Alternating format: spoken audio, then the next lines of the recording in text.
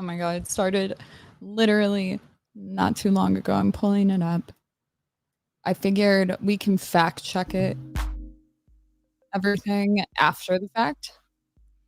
But let's go. Kamala's triggering me. Oh,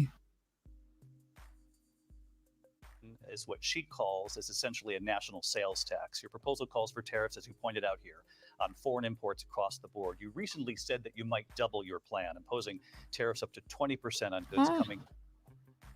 No, go to now. Inflation perhaps in the history of our country, because I've never seen a worse period of time. People can't go out and buy cereal or bacon or eggs or anything else. The people of our country are absolutely dying with what they've done. They've destroyed the economy, and all you have to Wait, is the audio working or no? Hold on. do is look at a poll. The polls say 80 and 85 and even 90% that the Trump economy was great, that their economy was terrible. Vice President Harris, I do want to ask for your response, and you heard what the president said there, because the Biden administration did keep a number of the Trump tariffs in place. So how do you respond? Well, let's be clear that the Trump administration resulted in a trade deficit, one of the highest we've ever seen in the history of America. He invited trade wars. You want to talk about his deal with China? What he ended up doing is, under Donald Trump's presidency, he ended up selling American chips to China to help them improve and modernize their military, basically sold us out, when a policy about China should be in making sure the United States of America wins the competition for the 21st century, which means focusing on the details of what that requires, focusing on relationships with our allies, focusing on investing in American-based technology so that we win the race on AI, on quantum computing, focusing on what we need to do to support America's workforce so that we don't end up having on the short end of the stick in terms of workers' rights. But what Donald Trump did, let's talk about this, with COVID, is he actually thanked President Xi for what he did during COVID. Look at his tweet. Thank you, President Xi, exclamation point. She knows damn fucking well what she's doing. Oh my God. Oh my God. Trump, we'll talk about it, how he expedited everything during COVID, and how that made people on the right, in particular, more apprehensive, forced, the whole thing. We'll talk about it. But now she's framing it because she knows he's not going to want to address it. Well, maybe he will now. Let's see. When we know that she was responsible for lacking and not giving us transparency about the origins of COVID. President Trump, I'll let you respond. First of all, they bought their chips from Taiwan. We hardly make chips anymore because of philosophies like they have and policies like they have. I don't say her because she has no policy. Everything that she believed 3 years ago and 4 years ago is out the window. She's going to my philosophy now. In fact, I was going to send her a MAGA hat. She's gone to my philosophy. But if she ever got elected, she'd change it. And it will be the end of our country. She's a Marxist. Everybody knows she's a Marxist. Her father's a Marxist professor in economics, and he taught her well. But when you look at what she's done to our country, and when you look at these millions and millions of people that are pouring into our country monthly, where it's, I believe, 21 million people, not the 15 that people say, and I think it's a lot higher than the 21. That's bigger than New York State pouring in. And just look at what they're doing to our country. They're criminals. Many of these people coming in are criminals. And that's bad for our economy, too. You know, you mentioned before, we'll talk about immigration later. Well, bad immigration is the worst thing that can happen to our economy. In my personal opinion, I just want to add this because I know a lot of people think this. I don't really think that's what's going on. I think more people are coming in. Got it. Cool. But it's over flooding cities to the point where people who would normally get beds in like the mental health floor are getting pushed out on the street. More of like the homeless people, when those guys were punching girls, that was a mental health issue, just saying. But I think what's actually going on is that we don't have the space just in our mental health facilities. So, but he's kind of framing it that way. I don't know if I believe that, but let's see. They have, and she has destroyed our country with policy that's insane. Almost policy that you'd say they have to hate our country. President Trump, thank you. Okay. I want to turn to the issue of abortion. President Trump, you've often touted that you were able to kill Roe v. Wade. Last year, you said that you were proud to be the most pro-life president in American history.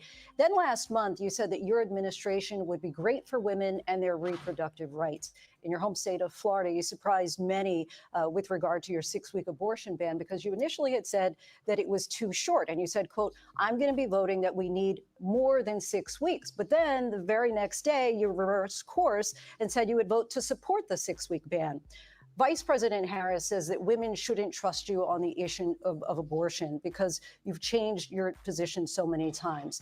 Therefore, why should they trust you? Well, the reason I'm doing that vote is because the plan is, as you know, the vote is, they have abortion in the 9th month.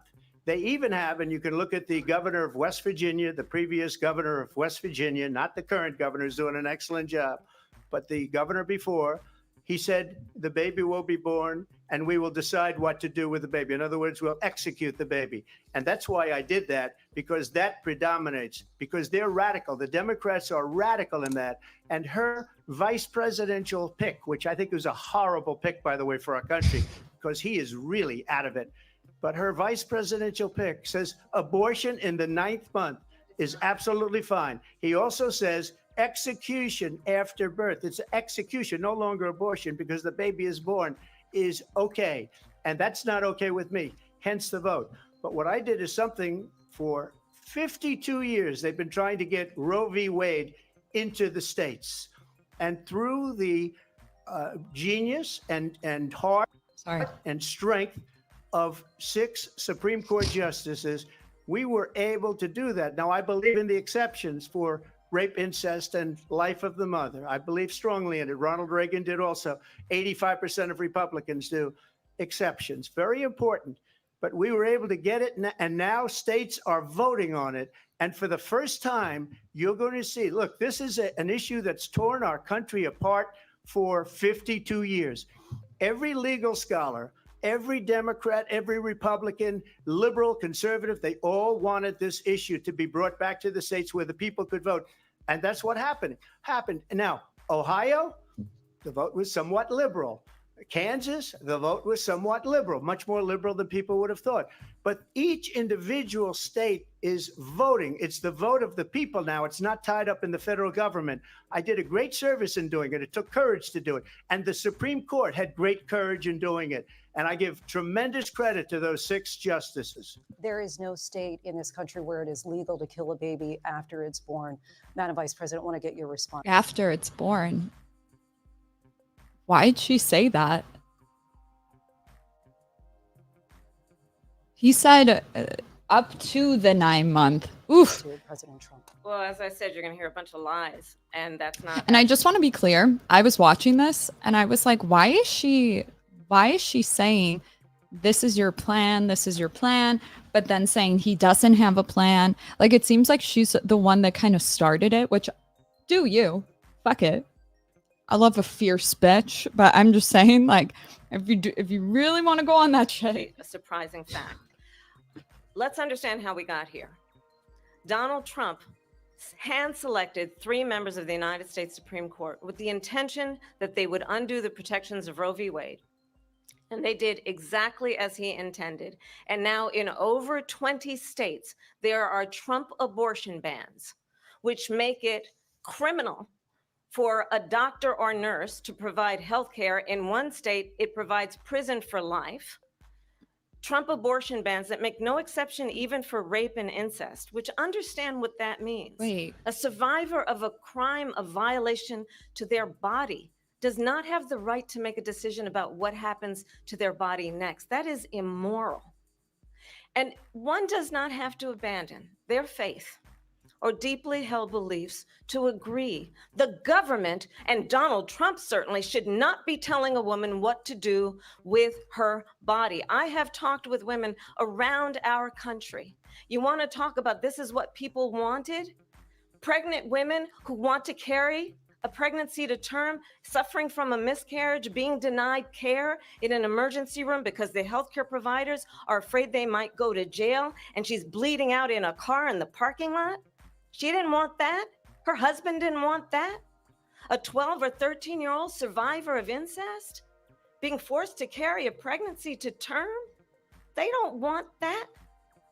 And I pledge to you, when Congress passes a That was good. bill to put back in place the protections of Roe v. Wade, as President of the United States, I will proudly sign it into law. But understand, if Donald Trump were to be reelected, he will sign a national abortion ban. Understand, in his Project 2025, there would be a national abortion, a monitor that would be monitoring your pregnancies, your miscarriages. I think the American people believe that certain freedoms, in particular the freedom to make decisions about one's own body, should not be made by the government. Thank you, Vice President. Okay, I'm somebody that's terrified of Project 2025, but that's not, like, why would you? It's like conspiratorial. Like, God damn it. I wish I had time. I thought that I was going to have an hour to do the whole thing before, like my whole explanation or whatever, but keep going. Well, there she goes again. It's a lie. I'm not signing a ban, and there's no reason to sign a ban because we've gotten what everybody wanted. Democrats, Republicans, and everybody else, and every legal scholar wanted it to be brought back into the states, and the states are voting. And it may take a little time, but for 52 years, this issue has torn our country apart, and they've wanted it back in the states. And I did something that nobody thought was possible. The states are now voting. What she says is an absolute lie. And as far as the abortion ban, no, I'm not in favor of abortion ban, but it doesn't matter because this issue has now been taken over by the states. Would you veto a national abortion ban if it came to your Well, I won't desk? have to because, again, two things. Number one, she said she'll go back to Congress. She'll never get the vote. It's impossible for her to get the vote, especially now with the 50-50 and essentially 50-50 in both Senate and the House. She's not going to get the vote. She can't get the vote. She won't even come close to it. So it's just talk. You know what it reminds me of when they said they're going to get student loans terminated, and it ended up being a total catastrophe. The student loans, and then her, I think probably her boss, if you call him a boss, he spends all his time on the beach. But look, her boss went out and said, we'll do it again. We'll do it a different way. And he went out, got rejected again by the Supreme Court. So all these students got taunted with this whole thing about this whole idea and how unfair that would have been. Part of the reason they lost to the millions and millions of people that had to pay off their student loans. They didn't get it for free, but they were saying it's the same way that they talked about that they talk about abortion. But if I could just get a yes or no, because your running mate, J.D. Vance, has said that you would veto it if it did come to your desk. Well, I didn't discuss it with J.D. In all fairness, J.D., and I don't mind if he has a certain view, but just I think he's answer speaking it. for me, but I really didn't. Look, we don't have to discuss it because she'd never be able to get it, just like she couldn't get student loans. They couldn't get student loans. They didn't even come close to getting student loans. They taunted young people and a lot of other people that had loans. They can never get this approved. So it doesn't matter what she says about going to Congress. So wonderful. Let's go to Congress, do it. But the fact is that for years, they wanted to get it out of Congress and out of the federal government. And we did something that everybody said couldn't be done. And now you have a vote of the people on abortion. Vice President Harris, I want to give you your time to respond, but I do want to ask, would you support any restrictions on a woman's right to an abortion? I absolutely support reinstating the protections of Roe v. Wade. And as you rightly mentioned, nowhere in America is a woman carrying a pregnancy to term and asking for an abortion. That is not happening. It's insulting to the women of America. And understand what has been happening under Donald Trump's abortion bans. Couples who pray and dream of having a family are being denied IVF treatments. What is happening in our country? Working people, working women who are working one or two jobs, who can just to say, if you have fertility issues, infertility, like endometriosis, the government pays for you to have IVF. Barely afford childcare as it is, have to travel to another state to get on a plane sitting next to strangers, to go and get the health care she needs. Barely can afford to do it, and what you are putting her through, it is a burden, is unconscionable. And the people of America have not, the majority of Americans believe in a woman's right to make decisions about her own body. And that is why in every state where this issue has been on the ballot, in red and blue states both, the people of America have voted for freedom. Vice President. I kind of just want to add, people that are pro-life are not pro-life because they want to necessarily control a woman's body. Most of the time, from what I've researched, it's that it's considered another, like, it's like, would you want to strip somebody's rights away even though they didn't have capacity to make that decision yet?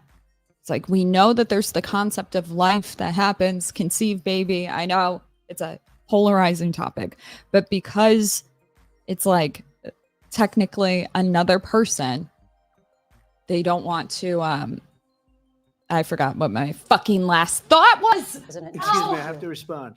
Another lie. It's another lie. I have been a leader on IVF, which is fertilization. The IVF, I have been a leader.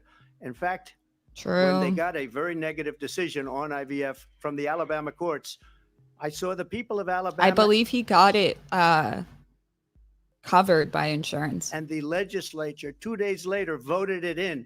I've been a leader on it. They know that, and everybody else knows it. I have been a leader on fertilization, IVF. And the other thing, you should ask. She kind of sounds conspiratorial. In the 8th month, 9th month, 7th month. Come on. Okay, would you do that? Why don't you ask her that question? Why don't you answer the question? Would you because veto? under Roe v. Wade, you could do abortions in the 7th month, the 8th month, the 9th month, and probably after birth. Just look at the former governor of Virginia. The governor of Virginia said, we put the baby aside and then we determine what we want to do with the baby. President Trump, thank you. We're going to turn now to immigration and border security. We know it's an issue that's important to Republicans, Democrats, voters across the board in this country. Vice President Harris, you were tasked by President Biden with getting to the root causes of migration from Central America. We know that illegal border crossings reached a record high in the Biden administration. This past June, President Biden imposed tough new asylum restrictions. We know the numbers since then have dropped significantly. But my question to you tonight is, why did the administration wait until 6 months before the election to act? And would you have done anything differently from President Biden on this? So I'm the only person on this stage who has prosecuted transnational criminal organizations for the trafficking of guns, drugs, and human beings. So has Trump. Like, holy fuck. And this is fun. That the United States Congress, including some of the most conservative members of the United States Senate, came up with a border security bill, which I supported. And that bill would have put 1,500 more border agents on the border to help those folks who are working there right now overtime, trying to do their job. It would have allowed us to stem the flow of fentanyl coming into the United States. I know there are so many families watching tonight who have been personally affected by the surge of fentanyl in our country. That's crazy to me that she's going to go there. Sorry. I'm just like, do you know how much Trump has done for the opioid epidemic? Oh my God. Oh my God. This is crazy. I've never watched one live. This is fun. That bill would have put more resources to allow us to prosecute transnational criminal organizations for trafficking in guns, drugs, and human beings. But you know what happened to that bill? Donald Trump got on the phone, called up some folks in Congress and said, kill the bill. And you know why? Because he'd prefer to run on a problem instead of fixing a problem. What did she just... Problem. And understand, she's bothering me. This comes Kamala. at a time where the people of our country actually need a leader who engages in solutions, who actually... He's literally the only president we've had that doesn't do the due process shit. That's wild to me. Stop. Why is she doing that? I didn't think she was going to try to... It's like she came in assuming he was going to attack her and shit. And she literally started it. It's wild. Come on, tell us what you're going to do. Addresses the problems at hand. But what we have in the former president is someone who would prefer to run on a problem instead of fixing a problem. And I'll tell you something, he's going to talk about immigration a lot tonight, even when it's not the subject that is being raised. And I'm going to actually do something really unusual, and I'm going to invite you to attend one of Donald Trump's rallies, because it's a really interesting thing to watch. Too soon. You will see Kamala. during the course of his rallies, he talks about fictional characters like Hannibal Lecter. He will talk about windmills cause cancer. And what you will also notice is that people start leaving his rallies early out of exhaustion and boredom. And I will tell you, the one thing you will not hear him talk about is you. You will not hear him talk about your needs, your dreams, and your desires. And I'll tell you, I believe you deserve a president who actually puts you first. And I pledge to you that I will. Vice President Harris, thank you. President Trump, on that point, I want to get your response. Well, I would like to respond. To be fair, she has no track record. So I kind of get it. I get the angle, but it sounds like me yesterday calling a man gay. Just ask them, why did you try to kill that bill, and successfully so? That would have put thousands of additional agents and officers on the border. First, let me respond as to the rallies. She said people start leaving. People don't go to her rallies. There's no reason to go. And the people that do go, she's bussing them in and paying them to be there, and then showing them. Wait, but I want to talk about the bill, because I was like thinking opioid. I want to hear the bill. So go back. You can't talk about that. People don't leave my rallies. We have the biggest rallies. Honestly, at the shooting, I was surprised nobody was running. Too soon. Okay, I'll shut up. Incredible rallies in the history of politics. That's because people want to take their country back. Our country is being lost. We're a failing nation. And it happened 3.5 years ago. And what's going on here, you're going to end up in World War III, just to go into another subject. What they have done to our country by allowing these millions and millions of people to come into our country, and look at what's happening to the towns all over the United States. And a lot of towns don't want to talk. It's not going to be Aurora or Springfield. A lot of towns don't want to talk about it because they're so embarrassed by it. In Springfield, they're eating the dogs, the people that came in. They're eating the cats. They're eating the pets of the people that live there. And this is what's happening in our country. And it's a shame. As far as rallies are concerned, as far as the reason they go is they like what I say. They want to bring our country back. They want to make America great again. It's a very simple phrase, make America great again. She's destroying this country. Hello. And if she becomes president, this country doesn't have a chance of success. Not only success, we'll end up being Venezuela on steroids. I just want to clarify here. You bring up Springfield, Ohio, and ABC News did reach out to the city manager there. He told us there have been no credible reports of specific claims of pets being harmed, injured, or abused by individuals within the immigrant community. Well, how would you know? Wait, stop. Who went to... Stop it. They're doing them dirty. Let me just say here, this is the people on television say my dog was taken and used for food. So maybe he said that, and maybe that's a good thing to say for a city manager. I'm not taking this from television. But the people on television saying their dog was eaten by the people that went there. Again, the Springfield city manager says there's no evidence of that. Vice President Harris, I'll let you respond to the rest of what you heard. Stop. Talk about extreme. This is, I think, one of the reasons why in this election, I actually have the endorsement of 200 Republicans who have formerly worked with President Bush, Mitt Romney, and John McCain, including the endorsement of former Vice President Dick Cheney and Congress member Liz Cheney. And if you want to really know Rod Blagojevich, the inside track on who the former president is, if he didn't make it clear already, just ask people who have worked with him. His former chief of staff, a 4-star general, has said he has contempt for the Constitution of the United States. His former national security advisor has said he is dangerous and unfit. His former Secretary of Defense has said the nation, the Republic, would never survive another Trump term. And when we listen to this kind of rhetoric, when the issues that affect the American people are not being addressed, I think the choice is clear in this election. President Trump, I'll give you a quick minute to respond here. Thank you, because when I hear that. See, I'm a different kind of a person. I fired most of those people, not so graciously. They did bad things or a bad job. I fired them. They never fired one person. They didn't fire anybody having to do with Afghanistan and the Taliban and the 13 people who's Oh, they done fucked up over here. Okay. This is good. were just killed, viciously and violently killed. And I got to know the parents and the family.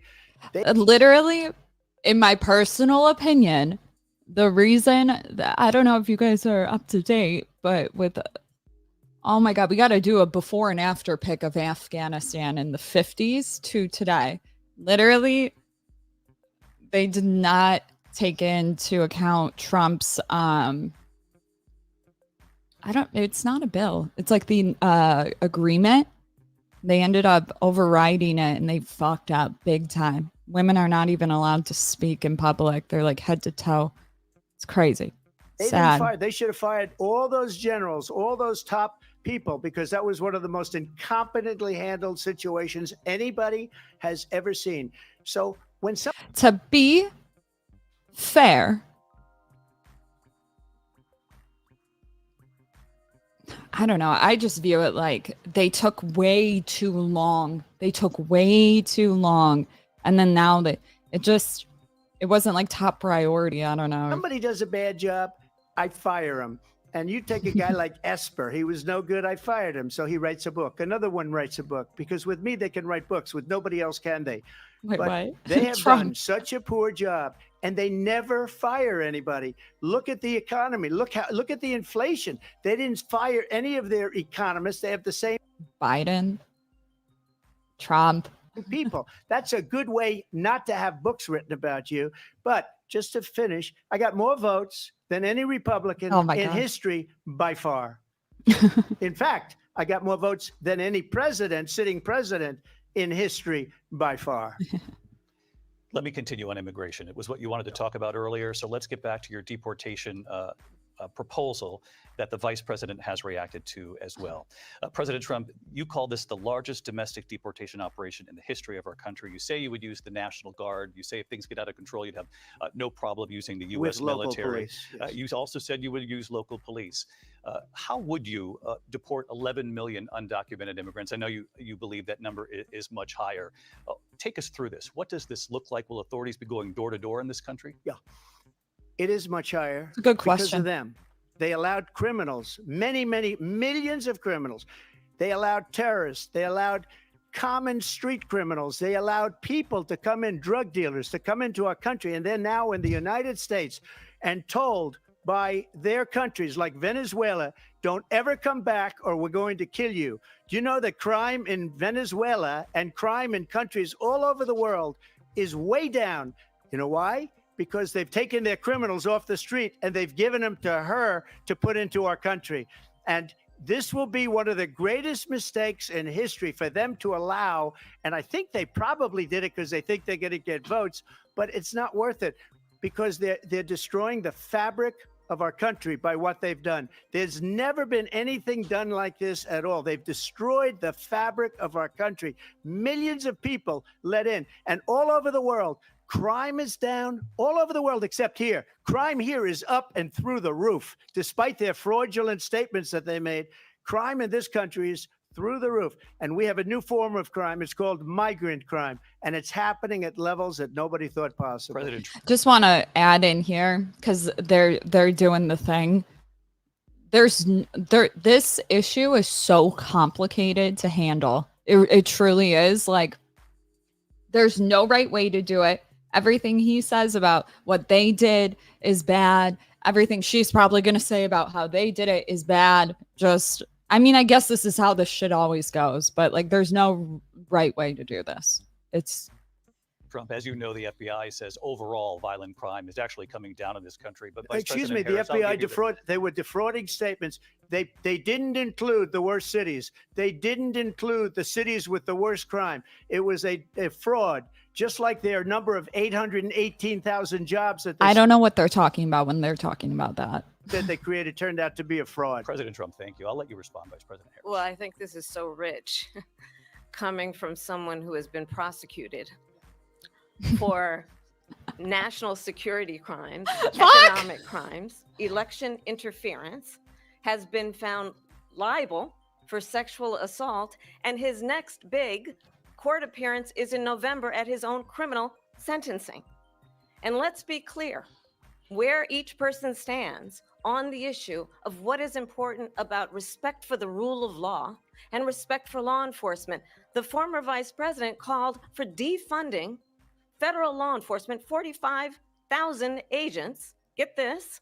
Wait, defunding the agents like ICE? Yeah, that's what the people wanted. It's like really harsh over there, isn't it? Am I misunderstanding it? I don't like it. On the day after he was arraigned on 34 felony counts. So let's talk about what is important in this race. It is important that we move forward, that we turn the page on this same old tired rhetoric and address the needs of the American people, address what we need to do about the housing shortage, which I have a plan for, address what we must do to support our small businesses, address bringing down the price of groceries. But I want to mute both of them and do ad libs. Frankly, the American people are exhausted. Shut up. With this same old tired playbook. Vice President. That sounds good, Kamala. I'll give you that. You guys just annoy me. Thank you. Excuse me. Every one of those cases was started by them against their political opponent. And I'm winning most of them, and I will win the rest on appeal. And you saw that with the decision that came down just recently from the Supreme Court. I'm winning most of them. But those are cases, it's called weaponization. Never happened in this country. They weaponized the Justice Department. Every one of those cases was involved with the DOJ, from Atlanta and Fani Willis to the Attorney General of New York and the DA in New York. Every one of those cases. And then they say, oh, he's a criminal. They're the ones that made them go after me. By the way, Joe Biden. So there's no conclusion yet. Was found essentially guilty on the documents case. And what happened in my documents case? They said, oh, that's the toughest of them all. A complete and total victory. 2 months ago, it was thrown out. It's weaponization, and they used it, and it's never happened in this country. They used it to try and win an election. They're fake cases. President Trump, thank you. A really quick response here, Vice President Harris, on this notion of weaponization of the Justice Department. Well, let's talk about extreme and understand the context in which this election in 2024 is taking place. The United States Supreme Court recently ruled that the former president would essentially be immune from any misconduct if he were to enter the White House again. Understand, this is someone who has openly said he would terminate, I'm quoting, terminate the Constitution of the United States, that he would weaponize the Department of Justice against his political enemies. Someone who has openly expressed disdain for members of our military. Understand what it would mean if Donald Trump were back in the White House with no guardrails, because certainly we know now the court won't stop him. We know J.D. Vance is not going to stop him. It's up to the American people. Vice President to stop Harris, him. Thank you. Lindsay? Vice President Harris, in your last run for president. This is the one that weaponized, not me. She weaponized. No. I probably took a bullet to the head because of the things that they say about me. They talk about democracy. I'm a threat to democracy. They're the threat to democracy with a fake Russia investigation we do have a lot that went nowhere. We have a lot to get to. Lindsay? Vice President Harris, in your last run for president, you said you wanted to ban fracking. Now you don't. You wanted mandatory government buyback programs for assault weapons. Now your campaign says you don't. You supported decriminalizing border crossings. Now you're taking a harder line. I know you say that your values have not changed. So then why have so many of your policy positions changed? So my values have not changed, and I'm going to discuss at least every point that you've made. But in particular, let's talk about fracking, because we're here in Pennsylvania. I made that it's okay to change your opinion, y'all. It's okay. Very clear in 2020. I will not ban fracking. I have not banned fracking as Vice President of the United States. And in fact, I was the tie-breaking vote on the Inflation Reduction Act, which opened new leases for fracking. My position is that we have got to invest in diverse sources of energy so we reduce our reliance on foreign oil. We have had the largest increase in domestic oil production in history because of an approach that recognizes that we cannot over-rely on foreign oil. As it relates to my values, let me tell you, I grew up a middle-class kid raised by a hardworking mother who worked and saved and was able to buy our first home when I was a teenager.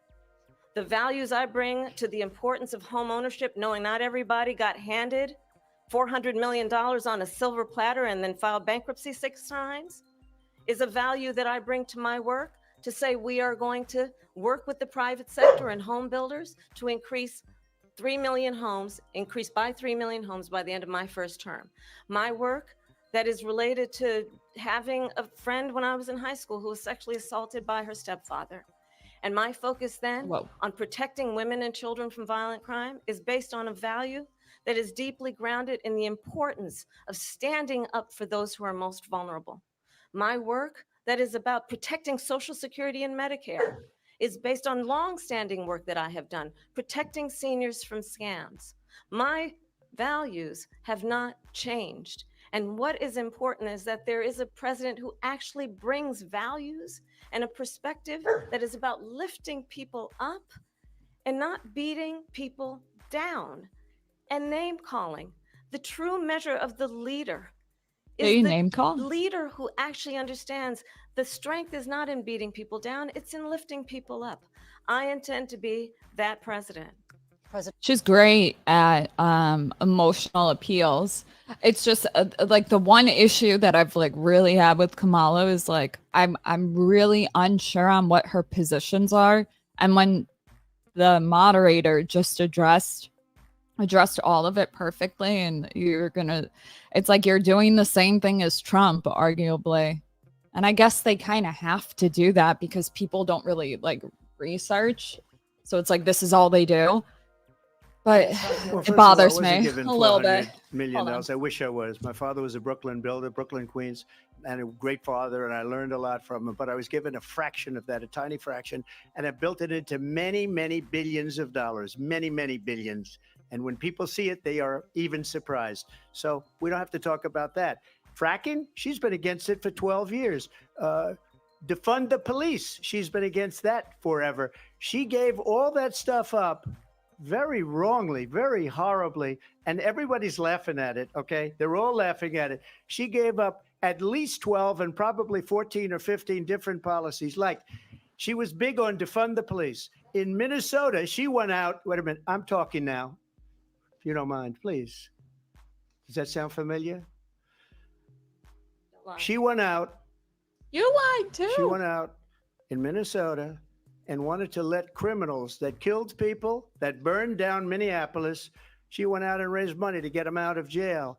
She did things that nobody would ever think of. Now she wants to do transgender operations on illegal aliens that are in prison. This is a radical left liberal that would do this. She wants to confiscate your guns, and she will never allow fracking in Pennsylvania.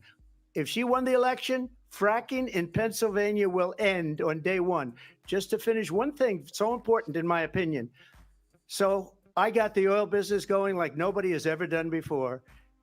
When they took over, they got rid of it, started getting rid of it, and the prices were going up the roof. They immediately let these guys go to where they were.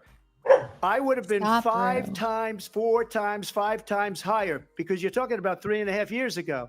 They got it up to where I was because they had no choice, because the prices of energy were quadrupling and doubling. You saw what happened to gasoline. So they said, let's go back to Trump. But if she won the election, the day after that election, they'll go back to destroying our country, and oil will be dead. Fossil fuel will be dead. We'll go back to windmills, and we'll go back to solar, where they need a whole desert to get some energy to come out. You ever see a solar plant? By the way, I'm a big fan of solar, but they take... I've built one. Sorry. 400, 500 acres of desert soil. Trump, we have a These lot are of not good issues things that we for the have to get to. environment that she We're out of time. understands. Thank you. Lindsay, thank you. We have They're so annoying. 56 days. And I want to talk about the peaceful transfer of power, which is Uh-oh. the cornerstone of our democracy and the role of a president in a moment of crisis. Mr. President, on January 6th, you told your supporters to march to the Capitol. You said you would be right there with them. The country and the world saw what played out at the Capitol that day, the officers coming under attack.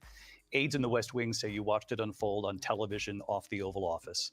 You did send out tweets, but it was more than 2 hours before you sent out that video message telling your supporters to go home. Is there anything you regret about what you did on that day? You just said a thing that isn't covered. Peacefully and patriotically, I said during my speech, not later on. Peacefully and patriotically. And nobody on the other side was killed. Ashley Babbitt was shot by an out-of-control police officer that should have never, ever shot her. It's a disgrace. But we didn't do this group of people that have been treated so badly. I ask, what about all the people that are pouring into our country and killing people that she allowed to pour in? She was the border czar. Remember that. She was the border czar. She doesn't want to be called the border czar because she's embarrassed by the border. In fact, she said at the beginning, well, I'm surprised you're not talking about the border yet. That's because she knows what a bad job they've done.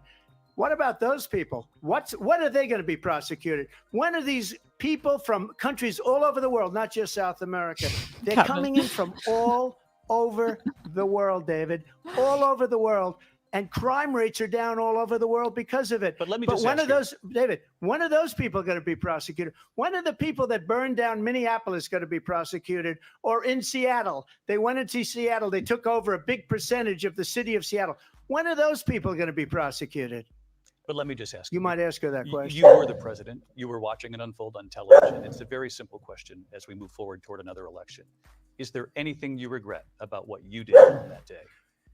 Yes, I had nothing to do with that other than they asked me to make a speech. I showed up for a speech. I said, I think it's going to be big. I went to Nancy Pelosi and the mayor of Washington, D.C., and the mayor put it back in writing, as you know.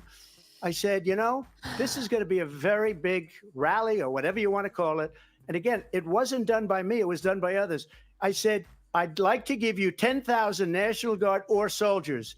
They rejected me. Nancy Pelosi rejected me. It was just 2 weeks ago. Her daughter has a tape of her saying she is fully responsible for what happened. They want to get rid of that tape. It would have never happened if Nancy Pelosi and the mayor of Washington did their jobs.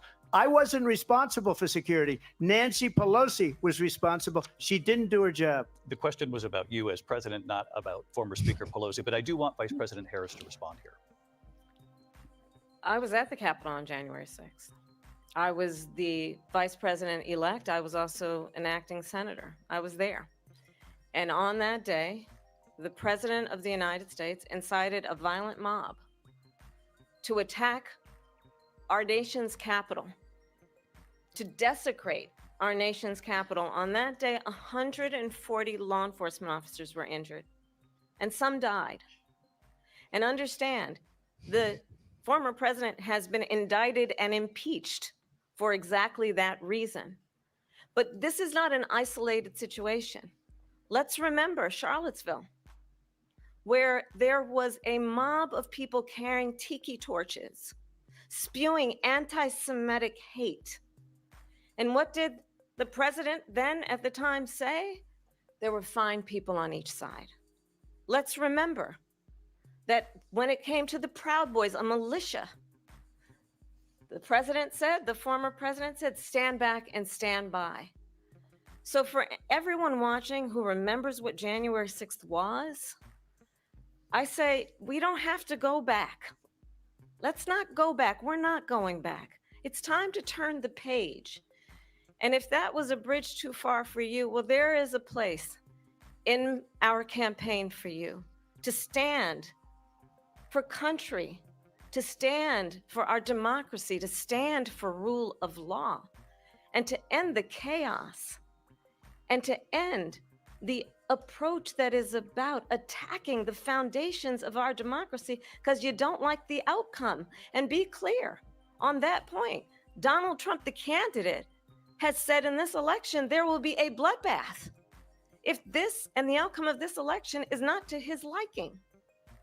Let's turn the page on this. Let's not go back. Let's chart a course for the future and not go backwards to the past. Let me just follow up here. It was a different term, and it was a term that related to energy because they have destroyed our energy business. That was where bloodbath was. Also, on Charlottesville, that story has been, as you would say, debunked.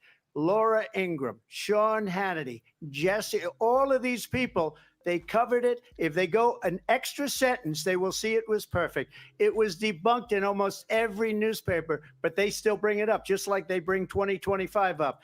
They bring all of this stuff up. I ask you this, you talk about the Capitol. Why are we allowing these millions of people to come through on the southern border? How come she's not doing anything? And I'll tell you what I would do, and I would be very proud to do it. I would say we would both leave this debate right now. I'd like to see her go down to Washington, D.C. during this debate, because we're wasting a lot of time. Go down to, because she's been so bad, it's so ridiculous. Go down to Washington, D.C. and let her sign a bill to close up the border, because they have the right to do it. They don't need bills. They have the right to do it. The president of the United States, you'll get him out of bed. You'll wake him up at 4 o'clock in the afternoon. Right. You'll say, come on down to the office. Let's sign a bill. If he signs a bill that the border is closed, all he has to do is say it to the Border Patrol, who are phenomenal.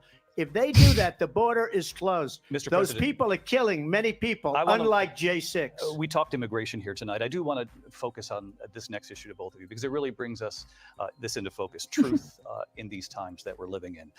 Mr. President, for 3.5 years after you lost the 2020 election, you repeatedly falsely claimed that you won, many times saying you won in a landslide. In the past couple of weeks leading up to this debate, you have said, quote, you lost by a whisker, that you, quote, didn't quite make it, that you came up a little bit short. I said that? Are you now acknowledging that you lost in 2020? No, I don't acknowledge that at all. But I said that sarcastically. You know that. It was said, oh, we lost by a whisker. That was said sarcastically. Look, there's so much proof. All you have to do is look at it. And they should have sent it back to the legislatures for approval. I got almost 75 million votes, the most votes any sitting president has ever gotten. I was told if I got 63, which was what I got in 2016, you can't be beaten. The election, people should never be thinking about an election as fraudulent. We need two things. We need walls, and we have to have it. We have to have borders, and we have to have good elections. Our elections are bad. And a lot of these illegal immigrants coming in, they're trying to get them to vote. They can't even speak English. They don't even know what country they're in practically. And these people are trying to get them to vote. And that's why they're allowing them to come into our country. I did watch all of these pieces of video. I didn't detect the sarcasm, lost by a whisker. We didn't quite make it. And we should just point out here as clarification, and you know this, you and your allies, 60 cases in front of many judges, many of them no Republican. Judge looked at it and said they said no we didn't have standing. Fraud. That's the other thing. They said we didn't have standing, a technicality. Can you imagine a system where a person in an election doesn't have standing? The president of the United States doesn't have standing. That's how we lost. If you look at the facts, and I'd love to have you'll do a special on it. I'll show you Georgia, and I'll show you Wisconsin, and I'll show you Pennsylvania, and I'll show you. We have so many facts and statistics, but you know what? That doesn't matter, because we have to solve the problem that we have right now. That's old news. And the problem that we have right now is we have a nation in decline, and they have put it into decline. We have a nation that is dying, David. Mr. President, thank you. Vice President Harris, you heard the president there tonight. He said he didn't say that he lost by a whisker. So he still believes he did not lose the election that was won by President Biden. Didn't he admit it on Lex? But I do want to ask you about something that's come up in the last couple of days. Not that it matters. I'm just President asking. Trump about this upcoming election just weeks away. He said, when I win, those people who cheated, and then he lists donors, voters, election officials, he says will be prosecuted to the fullest extent of the law, which will include long-term prison sentences. One of your campaign's top lawyers responded saying, we won't let Donald Trump intimidate us. We won't let him suppress the vote. Is that what you believe he's trying to do here? Donald Trump was fired by 81 million people. So let's be clear about that. And clearly he is having a very difficult time processing that. But we cannot afford to have a president of the United States who attempts, as he did in the past, to upend the will of the voters in a free and fair election. And I'm going to tell you that I have traveled the world as Vice President of the United States, and world leaders are laughing at Donald Trump. I have talked with military leaders, some of whom worked with you, and they say you're a disgrace. And when you then talk in this way in a presidential debate and deny what over and over again are court cases you have lost because you did in fact lose that election, It leads one to believe that perhaps we do not have in the candidate to my right the temperament or the ability to not be confused about fact.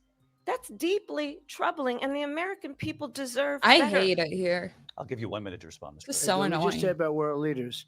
Viktor Orban, one of the most respected men, they call him a strong man. He's a tough person, smart. Prime Minister of Hungary. They said, why is the whole world blowing up? 3 years ago, it wasn't. Why is it blowing up? He said, because you need Trump back as president. They were afraid of him. China was afraid, and I don't like to use the word afraid, but I'm just quoting him. China was afraid of him. North Korea was afraid of him. Look at what's going on with North Korea, by the way. He said Russia was afraid of him. I ended the Nord Stream 2 pipeline, and Biden put it back on day one, but he ended the XL pipeline. The XL pipeline in our country, he ended that, but he let the Russians build a pipeline going all over Europe and heading into Germany, the biggest pipeline in the world. Look, Viktor Orban said it. He said the most respected, most feared person is Donald Trump. We had no problems when Trump was president, but when this weak, pathetic man that you saw at a debate just a few months ago, that if he weren't in that debate, he'd be running instead of her. She got no votes. He got 14 million votes. They're What he annoying. did, you talk about a threat to democracy. He got 14 million votes, and they threw him out of office. And you know what? I'll give you a little secret. He hates her. He can't stand her. But Mr. he President. got 14 million votes. They threw him out. She got 0 votes. And when she ran, she was the first one to leave because she failed. And now she's running. I don't understand it, but Mr. I'm President, okay with it Mr. because President, your time is I up. think we're Thank going to you. do very well. We've got a lot more to get to. Turning now Yes. to the Israel-Hamas war and the hostages who are still being held, Americans among them. Vice President Harris, in December, you said, quote, Israel has a right to defend itself, but you added, quote, it matters how, saying international humanitarian law must be respected. Israel must do more to protect innocent civilians. You said that 9 months ago. Now an estimated 40,000 Palestinians are dead. Nearly 100 hostages remain. Just last week, Prime Minister Benjamin Netanyahu said there's not a deal in the making. President Biden has not been able to break through the stalemate. How would you do it? Well, let's understand how we got here. On October 7, Hamas, a terrorist organization, slaughtered 1,200 Israelis. Many of them young people who were simply attending a concert. Women were horribly raped.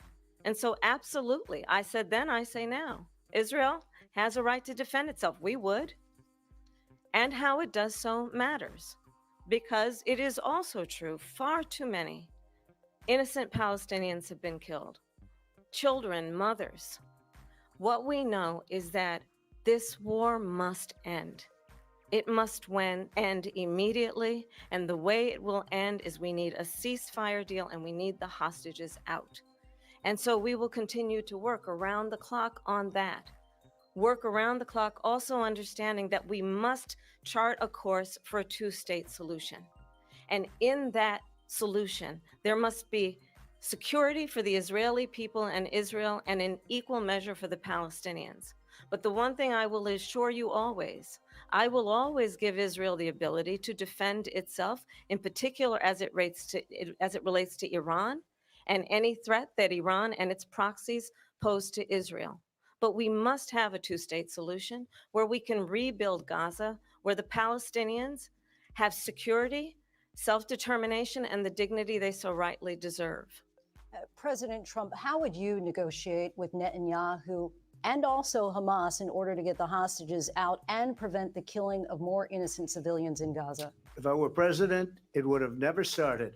If I were president, Russia would have never, ever, I know Putin very well, he would have never, and there was no threat of it either, by the way, for 4 years, have gone into Ukraine and killed millions of people when you add it up, far worse than people understand what's going on over there. But when she mentions about Israel, all of a sudden, she hates Israel. She wouldn't even meet with Netanyahu when he went to Congress to make a very important speech. She refused to be there because she was at a sorority party of hers. She wanted to go to the sorority party. She hates Israel. if she's president, I believe that Israel will not exist within 2 years from now. And I've been pretty good at predictions, and I hope I'm wrong about that one. She hates Israel. At the same time, in her own way, she hates the Arab population because the whole place is going to get blown up. Arabs, Jewish people, Israel will be gone. It would have never happened. Iran was broke under Donald Trump. Now Iran has $300 billion because they took off all the sanctions that I had. Iran had no money for Hamas or Hezbollah or any of the 28 different spheres of terror. And they are spheres of terror, horrible terror. They had no money. It was a big story, and you know it. You covered it very well, actually. They had no money for terror. They were broke. Now they're a rich nation. And now what they're doing is they're spreading that money around. Look at what's happening with the Houthis and Yemen. Look at what's going on in the Middle East. This would have never happened. I will get that settled and fast, and I'll get the war with Ukraine and Russia ended. If I'm president-elect, I'll get it done before even becoming president. Vice President Harris, he says you hate Israel. That's absolutely not true. I have my entire career and life supported Israel and the Israeli people. He knows that. He's trying to, again, divide and distract from the reality, which is it is very well known that Donald Trump is weak and wrong on national security and foreign policy. It is well known that he admires dictators, wants to be a dictator on day one, according to himself. It is well known that he said of Putin that he can do whatever the hell he wants and go into Ukraine. It is well known that he said when Russia went into Ukraine, it was brilliant. It is well known he exchanged love letters with Kim Jong-un. And it is absolutely well known that these dictators and autocrats are rooting for you to be president again because they're so clear. They can manipulate you with flattery and favors. And that is why so many military leaders who you have worked with have told me you are a disgrace. That is why we understand that we have to have a president who is not consistently weak and wrong on national security, including the importance of upholding and respecting in highest regard our military. Vice President Harris, thank you. They're the ones, and she's the one that caused it, that's weak on national security by allowing every nation last month for the year, 168 different countries sending people into our country. Their crime rates are way down. Putin endorsed her last week, said, I hope she wins. And I think he meant it because what he's gotten away with is absolutely incredible. It wouldn't have happened with me. The leaders of other countries think that they're weak and incompetent, and they are. They're grossly incompetent. And I just ask one question. Why does Biden go in and kill the Keystone Pipeline and approve the single biggest deal that Russia's ever made, Nord Stream 2, the biggest pipeline anywhere in the world going to Germany and all over Europe? Because they're weak and they're ineffective. And Biden, by the way, President gets paid Trump, a lot of money. Thank you. We have a lot of issues to get to. We'll be right back with much more of this historic ABC News presidential debate from the National Constitution Center right here in Philadelphia. Back in a moment.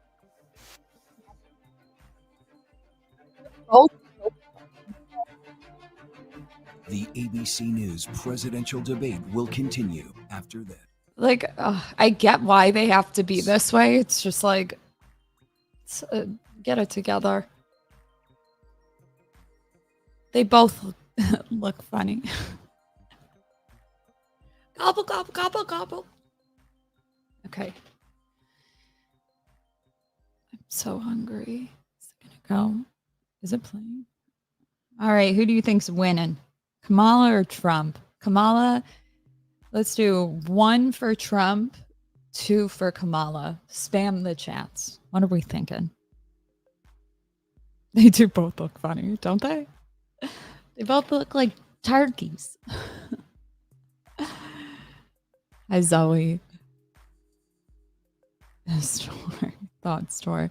I'm giving all my thoughts at the end. I need all the, well, right now both of them are just appealing to shit. And it's just annoying me. I'm just not used to people doing that. I guess that's kind of like how YouTube can be, or not YouTube, Twitch debates or whatever. Right now, emotional appeal wise, Kamala is probably leading. In terms of like Trump would be doing a lot better. Well, actually, I don't know if he would have regretted January 6th. I think that would have been a big move. The Schmishmortion, I think if he would have played to women as a whole's interest, because most of the country is on the side, not a fan of it, but like on the side of women's reproductive rights, but it seems like he was bending to like the far right a bit, which is stupid because like he's the most moderate on this issue. I know a lot of people are like, ah! I'm just saying, okay. We can go over all of it after. Personally, well, I'll say it at the end. I don't want to like sway anybody to think one thing. You don't have to follow me. Trying to be unbiased. They're both annoying. I don't know. Personally, I favor Trump's policies more. And I feel like Trump takes care of people with substance abuse in a way better way. The funding that goes to it is better. Don't worry, we'll go over all of them. I'm trying to summarize. I don't think that, I mean, like Biden's administration does account for things like needles, which whether you think that's good or not, that's kind of what they implement in the Nordic countries. So it is effective. But when it comes to how we treat mental illness, I prefer Trump's administration because substance abuse disorder is considered like on the same level as mental health. They treat them the same. And I think that when we keep it separated, it has a lot of implications, obviously, but I'm really big on mental health. That's like the main thing I go off of if you haven't been here before. So yeah. But I did make a list of the Biden administration too, because they're similar, like either or in office. I don't think the world would be doomed, but Trump is more likely to deal with crisis situations. Biden's administration does not. However, for some people that, some people like to take the extra measure before they act, right? However, a lot of the mentally ill, homeless, slip through the cracks this way. And I feel like Trump, I was reading actually that the Biden administration is working on prison reform. I don't know if anybody has any info on that. It just didn't seem that way. Competency tests, evaluations were reevaluated under Trump's administration, which is really big if you've been over here. One of my biggest issues right now with how mentally ill end up incarcerated has to do with the competency evaluations. Trump supposedly has plans to put more money and funding in the mental health court. I don't know. I can't think of what it's called, which is good. You want that. You want more funding there. Because that allows for like longer evaluations. Okay, that's where I do like it to take time. But in terms of like how we act, how we're going to house them, the homeless, I lean more with Trump's administration. Both of them say stupid shit. Trump says more stupid shit. But they both annoy me right now. That's just a little bit of the gist. Is it going to go? This is the longest break. But anytime people like to paint any of them as villainous, They have issues. Okay. You don't have to worry. I personally want to see a lot of change in mental health reform and criminal justice.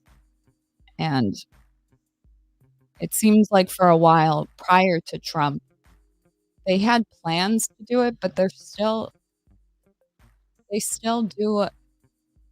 It's like, I'm trying to think of an example since I'm trying to think off the top of my head. I'm hungry. I have food. I'm going to eat in a second. But like when it comes to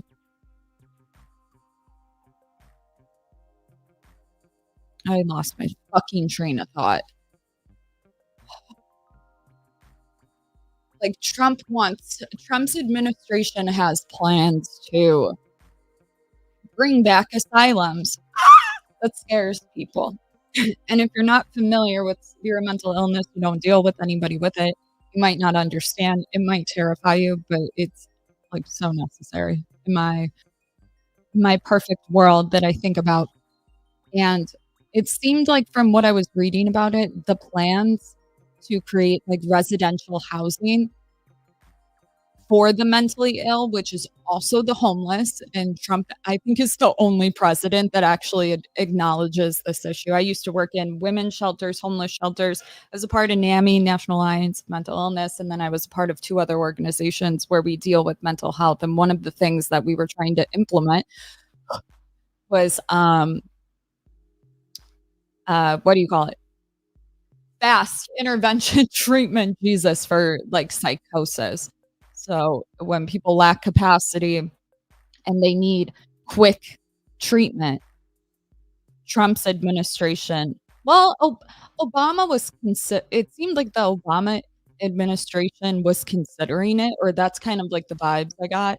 I don't really know. I was younger, but Trump was the only one that would actually, we would send stuff to, we would write stuff or whatever, and not Live from the National Constitution Center in Philadelphia, and then they get funding for it in like 2 months. It was fast. Okay, I'll explain later. Jesus. Welcome back to this historic ABC News presidential debate tonight. We're going to continue here, and I want to turn to the war in Ukraine. We're now 2.5 years into this conflict. Mr. President, it has been the position of the Biden administration that we must defend Ukraine from Russia, from Vladimir Putin, to defend their sovereignty, their democracy, that it's in America's best interest to do so, arguing that if Putin wins, he may be emboldened to move even further into other countries. You have said you would solve this war in 24 hours. You said so just before the break tonight. How exactly would you do that? And I want to ask you a very simple question tonight. Do you want Ukraine to win this war? I want the war to stop. I want to save lives that are being uselessly, people being killed by the millions. It's the millions. It's so much worse than the numbers that you're getting, which are fake numbers. Look, we're in for 250 billion or more because they don't ask Europe, which is a much bigger beneficiary to getting this thing done than we are. They're in for $150 billion less because Biden and you don't have the courage to ask Europe like I did with NATO.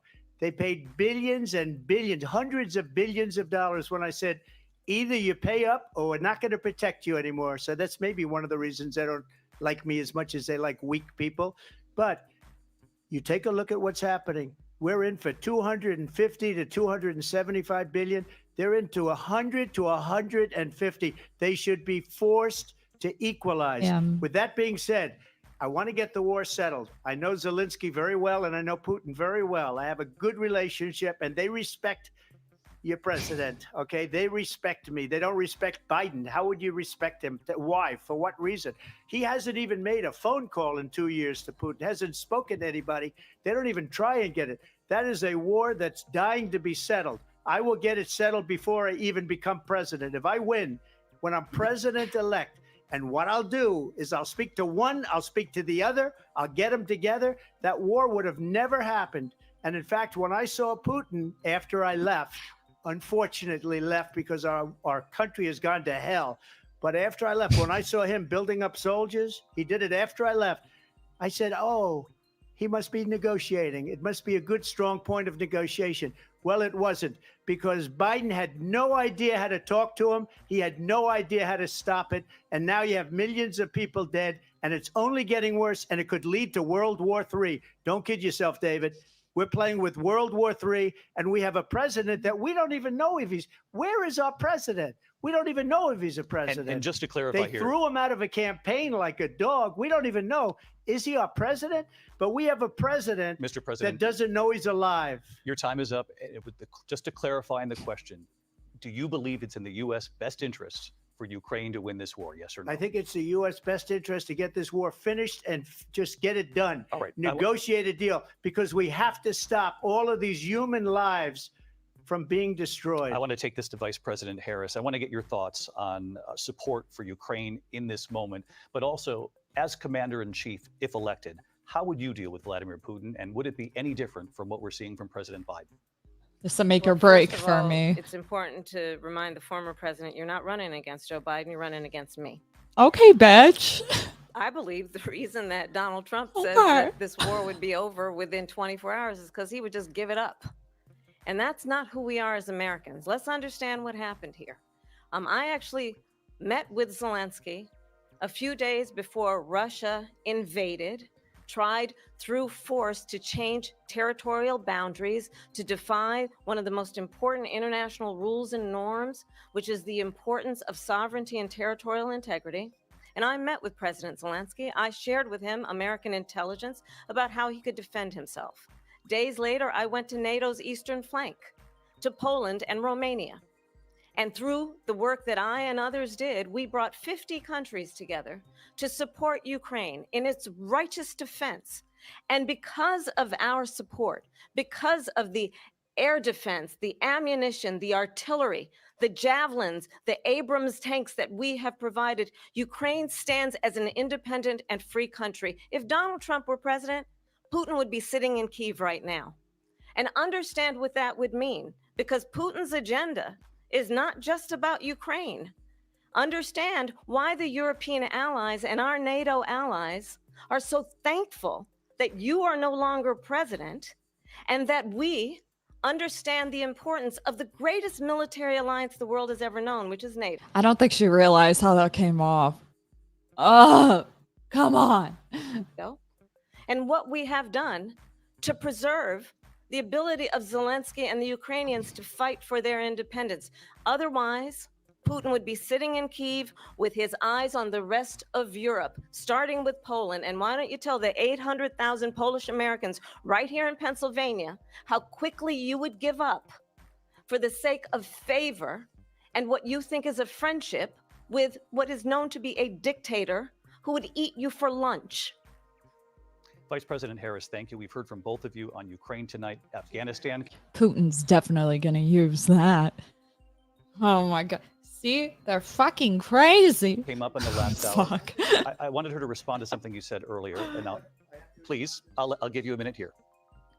Putin would be sitting in Moscow, and he wouldn't have lost 300,000 men and women, but he would have been sitting in Moscow. Stay Quiet, calm please. with. Oh my God. He would have been sitting in Moscow, much happier than he is right now.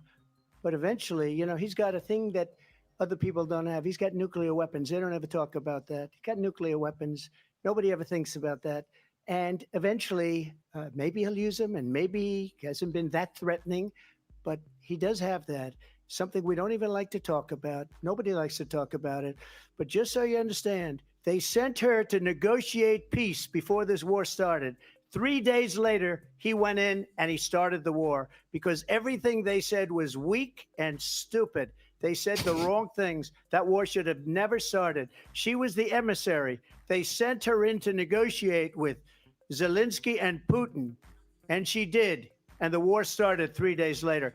And that's the kind of talent we have with her. She's worse than Biden. In my opinion, I think he's the worst president in the history of our country. She goes down as the worst vice president in the history of our country. But let me tell you something.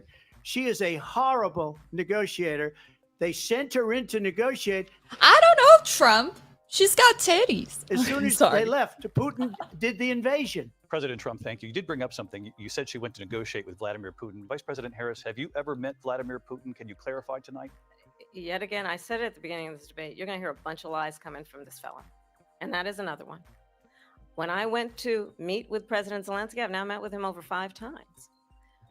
The reality is it has been about standing as America always should, as a leader upholding international rules and norms, as a leader who shows strength, understanding that the alliances we have around the world are dependent on our ability to look out for our friends and not favor our enemies because you adore strongmen instead of caring about democracy. And that is very much what is at stake here. The President of the United States is commander-in-chief, and the American people have a right to rely on a president who understands the significance of America's role and responsibility in terms of ensuring that there is stability and ensuring we stand up for our principles and not sell them for the benefit of personal flattery. We've talked about Ukraine and Vladimir Putin. I do want to talk about Afghanistan. It came up in the first hour of this debate. I want to move on to Afghanistan. Said Trump did the most amazing thing I've ever seen. He got these countries, the 28 countries at the time, to pay up. He said, I've never seen, he's the head of NATO. He said, I've never seen. For years, we were paying almost all of NATO. We were being ripped off by European nations, both on trade and on NATO.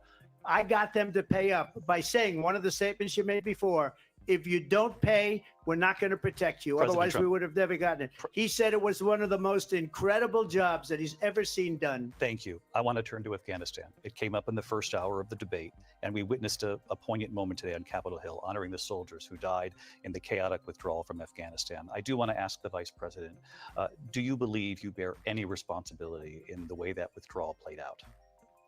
Well, I will tell you, I agreed with President Biden's decision to pull out of Afghanistan.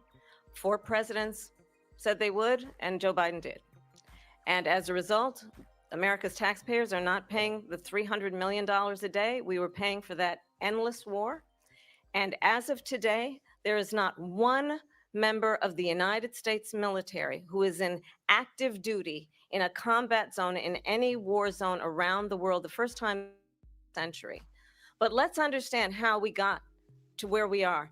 Donald Trump, when he was president, negotiated one of the weakest deals you can imagine. He calls himself a deal maker. Even his national security advisor said it was a weak, terrible deal. And here's how it went down.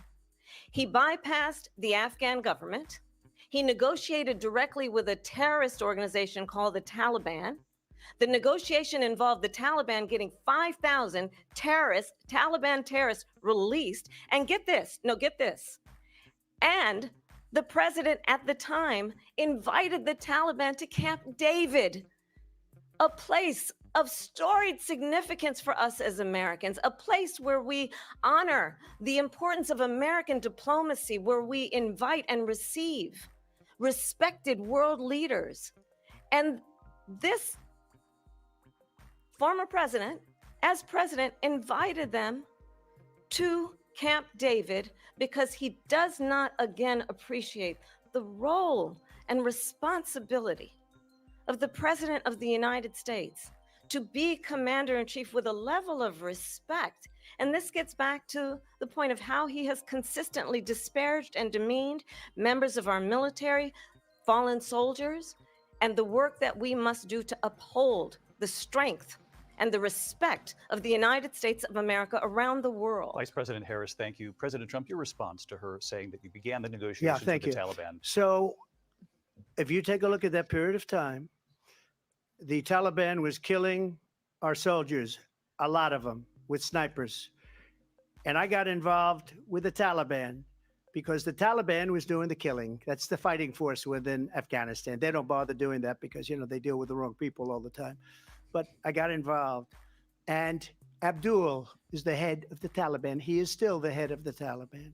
And I told Abdul, don't do it anymore. You do it anymore, you're going to have problems. And he said, why do you send me a picture of my house? I said, you're going to have to figure that out, Abdul. And for 18 months, we had nobody killed. We did have an agreement negotiated by Mike Pompeo. It was a very good agreement. The reason it was good, it was We were getting out. We would have been out faster than them, but we wouldn't have lost the soldiers. We wouldn't have left many Americans behind, and we wouldn't have left $85 billion worth of brand new, beautiful military equipment behind. And just to finish, they blew it. The agreement said you have to do this, and they didn't do it. They didn't do it. The agreement was terminated by us because they didn't do what they were supposed to do. I want to move on. And these people did the worst withdrawal, and in my opinion, the most embarrassing moment in the history of our country. And by the way, that's why Russia attacked Ukraine, because they saw how incompetent she and her boss are. President Trump, thank you. I want to move on now to race and politics in this country. Mr. President, you recently said of Vice President Harris, quote, "I didn't know she was black until a number of years ago when she happened to turn black, and now she wants to be known as black." I want to ask a bigger picture question here tonight. Why do you believe it's appropriate to weigh in on the racial identity of your opponent? I don't, and I don't care. I don't care what she is. I don't care. You make a big deal out of something. I couldn't care less. Whatever she wants to be is okay with me. But those were your words. So I'm asking. asking. I don't know. I mean, all I can say is I read where she was not black, that she put out, and I'll say that. And then I read that she was black, and that's okay. Either one was okay with me. That's up to her. That's up to her. Vice President Harris, your thoughts on this? I think it's, I mean, honestly, I think it's a tragedy that we have someone who wants to be president who has consistently, over the course of his career, attempted to use race to divide the American people.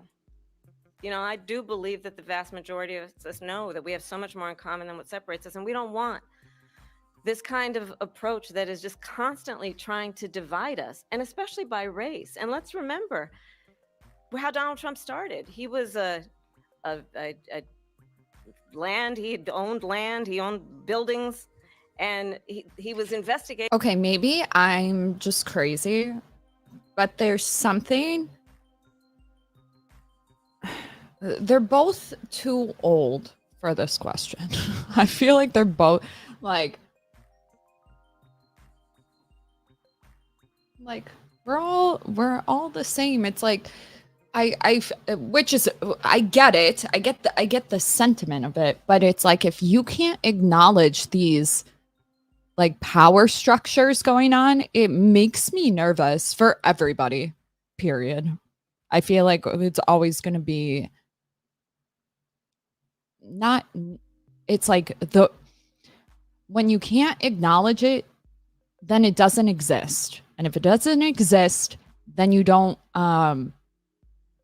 you're always going to be pulling a certain way. I don't know. I have to watch my words. Because he refused to rent property to black families. It will like never become equal, I guess, is what I'm trying to say. Let's remember, this is the same individual who took out a full-page ad in the New York Times calling for the execution of 5 young Black and Latino boys who were innocent, the Central Park 5.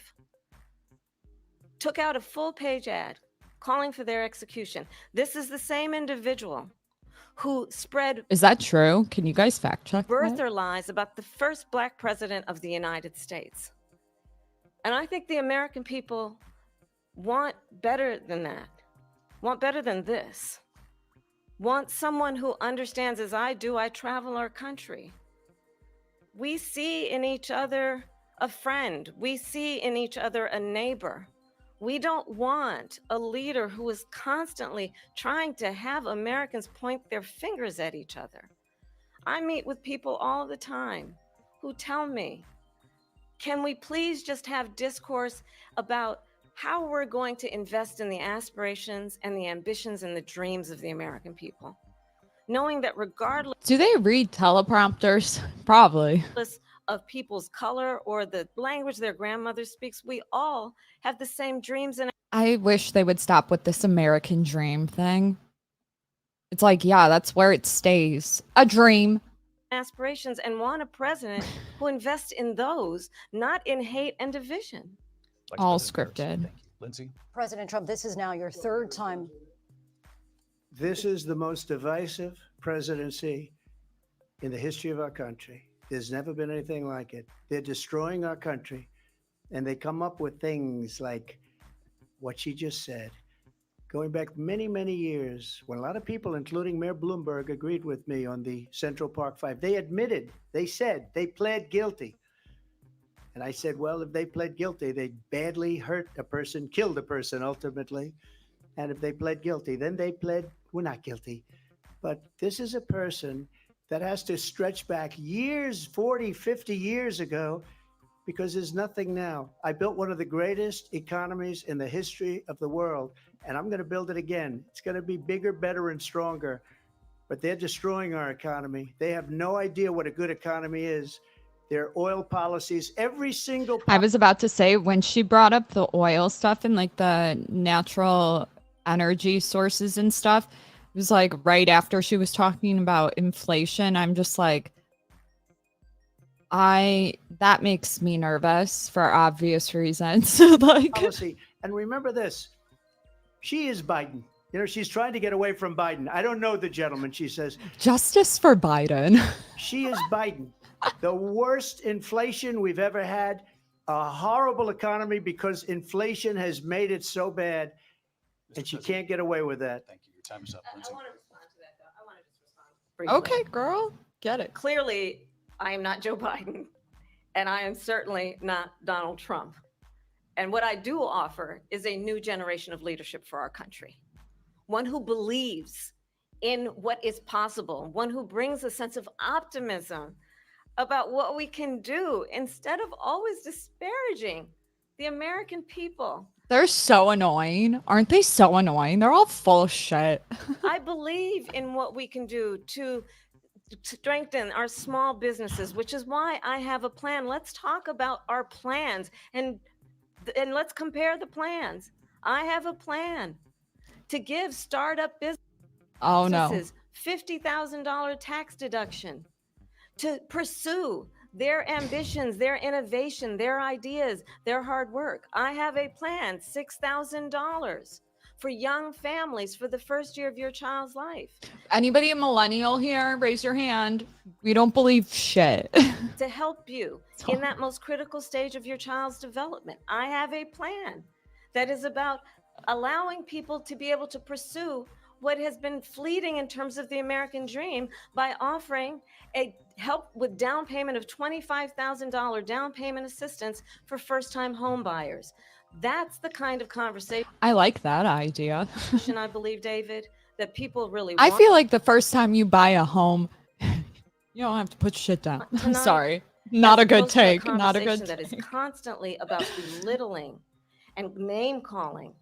Let's turn the page. Vice President and move Harris, forward. thank you. Let's turn to policy. President Let's Trump, turn we back to have policy. to move on. President Trump. Let's turn to policy, please. Oh, Donald Trump.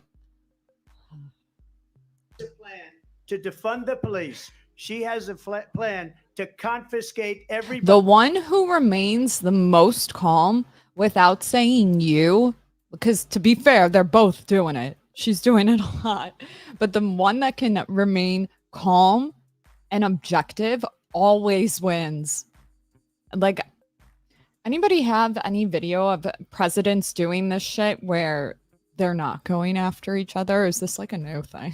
Everybody's gun. President Trump, She we has do a have to plan move to on to not other allow issues. fracking in Pennsylvania or anywhere else. Okay. That's Thank you, what Mr. her President. plan is until just recently. I just need Lindsay, to go ahead. respond President because Trump, the President former Trump. president has said No, something He twice triggered that her. I need to No, respond to. I'm sorry. I We're just gonna need to move on, respond Vice one President time Harris. to what he has President said Trump, this multiple is times. now your Yes. third time running for president. You have long vowed to Damn, that sucks. That sucks. repeal and replace the Affordable Care Act, also known as Obamacare. You have failed to accomplish that. You now say you're going to keep Obamacare, quote, unless we can do something much better. Last month, you said, quote, we're working on it. So tonight, 9 years after you first started running, do you have That triggers me. Who are these moderators? a plan? And can you tell us what it is? Obamacare was lousy health care. Always was. It's not very good today. Trump got like prescription medication down super low, took money away from the fucking middleman with the pharmacies that were pocketing that shit. I hate to say pocketing, it sounds conspiratorial, but it's the thing. It makes me so annoyed. It makes me so annoyed. He made it so you had to disclose how much something was on like marketing, like Ozempic, $2.99, whatever. He made it so that you could see how much each drug costed in other countries. Like full transparency. He made it so that we could get medication from Canada. Can we still do that? I think they stopped it, but I feel like we should go back to that because Canada, I don't know why I forgot, but it's lowered. It's like, and I feel like he did a lot. What I said, that if we come up with something, and we are working on things, we're going to do it and we're going to replace it. But remember this, I inherited Obamacare because Democrats wouldn't change it. They wouldn't vote for it. They were unanimous. They wouldn't vote to change it. If they would have done that, we would have had a much better plan than Obamacare. But the Democrats came up. They wouldn't vote for it. I had a choice to make when I was president. Do I save it and make it as good as it can be? Never going to be great. Or do I let it rot? And I felt I had an obligation, even though politically it would have been good to just let it rot and let it go away. I decided, and I told my people, the top people, and they're very good people. I have a lot of good people in that administration. Fucking Trump, say it. You read about the bad ones. We had some real bad ones too, and so do they. They have really bad ones. The difference is they don't get rid of them. But let me just explain. I had a choice to make. Do I save it and make it as good as it can be, or do I let it rot? And I saved it. I did the right thing. But it's still never going to be great, and it's too expensive for people. And what we will do is we're looking at different plans. If we can come up with a plan that's going to cost our people, our population, less money and be better health care than Obamacare, then I would absolutely do it. But until then, I'd run it as good as it can be run. So just a yes or no, you still do not have a plan? I have concepts of a plan. I'm not president right now. But if we come up with something, I would only change it if we come up with something that's better and less expensive. And there are concepts and options we have to do that. And I mean, if you get rid of that middleman that I was talking about, at least with like be hearing about it in the not too distant future. Vice President Harris, in 2017, I feel like Trump did a lot with the medical system. You supported Bernie Sanders' proposal to do away with private insurance and create a government-run healthcare system. 2 years later, you proposed a plan that included a private insurance option. What is your plan today? We want both. Well, first of all, I absolutely support, and over the last 4 years as vice president, private healthcare options. But what we need to do is maintain and grow the Affordable Care Act. But I'll get to that, Lindsay. I just need to respond to a previous point that the former president has made. You lost. I made very clear my position on fracking. And then this business about taking everyone's guns away. Tim Walz and I are both gun owners. We're not taking anybody's guns away. So stop with the continuous lying about this stuff. As it relates to the Affordable Care Act, understand, just look at. Is that true? Well, Obama had made it so if you had a mental illness, you couldn't get a gun as easily. And Trump removed that and put in place other things. We can talk about that later. But supposedly they want to reinstate that. I don't know if that's true or not. That's what I heard. I don't believe anything. The history to know where people stand. When Donald Trump was president, 60 times he tried to get rid of the Affordable Care Act. 60 times. I was a senator at the time when I will never forget the early morning hours when it was up for a vote in the United States Senate. And the late, great John McCain, who you have disparaged as being, you don't like him, you said at the time. Trump looks like a turkey from here, does he not? Because he got caught. He was an American hero. The late, great John McCain, I will never forget that night, walked onto the Senate floor and said, no, you don't. No, you don't. No, you don't get rid of the Affordable Care Act. You have no plan. And what the Affordable Care Act has done is eliminate the ability of insurance companies to deny people with pre-existing conditions. I don't have to tell the people watching tonight. You remember what that was like? Wait. If I'm not mistaken, you couldn't be denied if you had a pre-existing condition in either. Remember when an insurance company could deny if I think that was Obama. Child had asthma, if someone was a breast cancer survivor, if a grandparent had diabetes. And thankfully, as I've been vice president and we over the last 4 years have strengthened the Affordable Care Act, we have allowed for the first time Medicare to negotiate drug prices. That's okay. Now I'm going to get triggered. This part I know well. On behalf of you, the American people. Donald Trump said he was going to allow Medicare to negotiate drug prices. He never did. We did. And now we have capped the cost of insulin. Y'all be fucking shit up right now. At $35 a month. Since I've been vice president, we have capped the cost of prescription medication for seniors at $2,000 a year.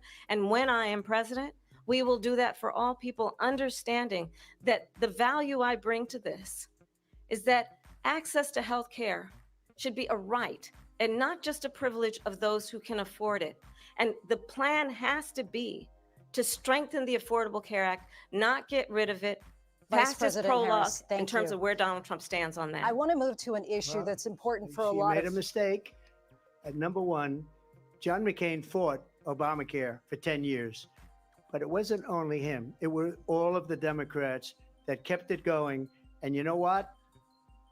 We can do much better than Obamacare, much less money.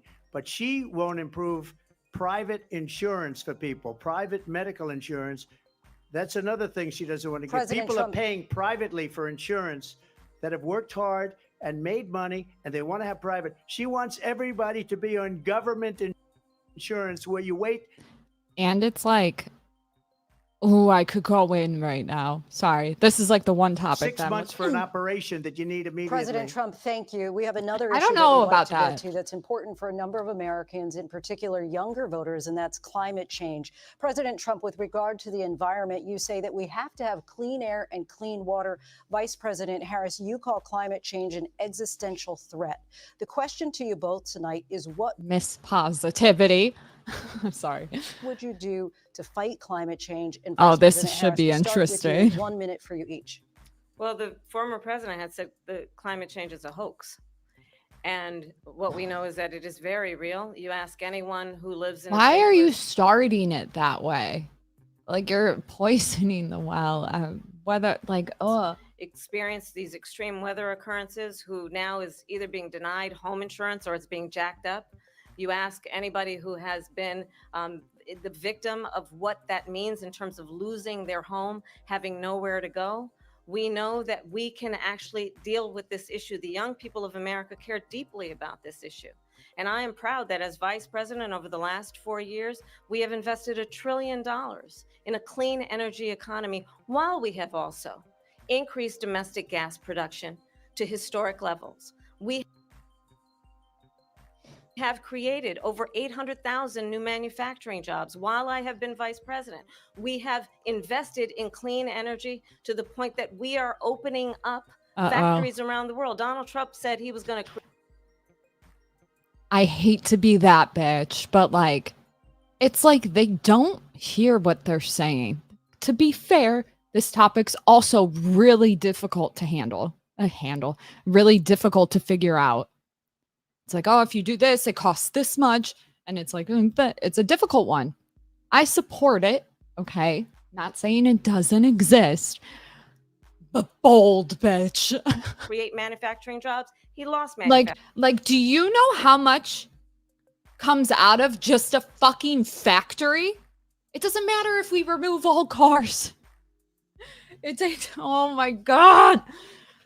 It makes me annoyed. And I'm also proud to have the endorsement of the United Auto Workers and Sean Fain, who also know that part of building a clean energy economy includes investing in American-made products, American automobiles. It includes growing what we can do around American manufacturing and opening up auto plants, not closing them like happened under Donald Trump. Although that like sounds good,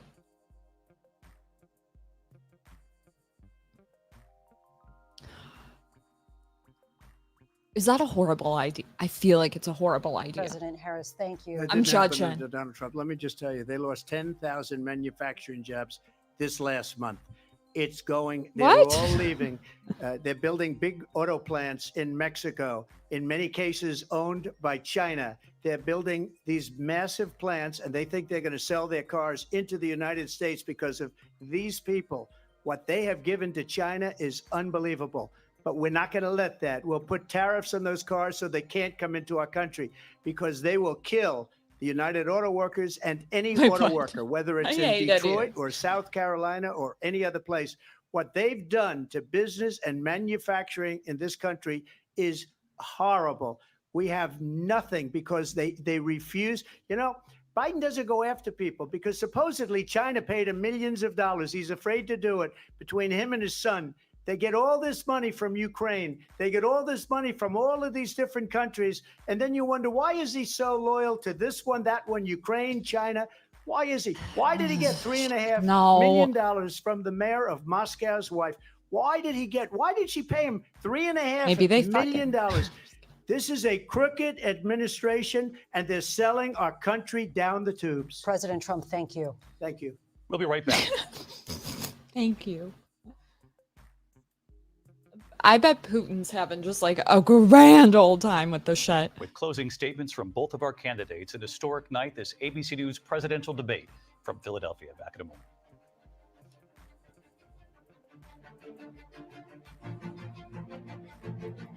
The ABC News presidential debate will continue after this. True. Except that we do a horrible job at fucking cleaning up. Is it called chemical spills? Probably. Sorry. Gotta brush up on this topic. I love it.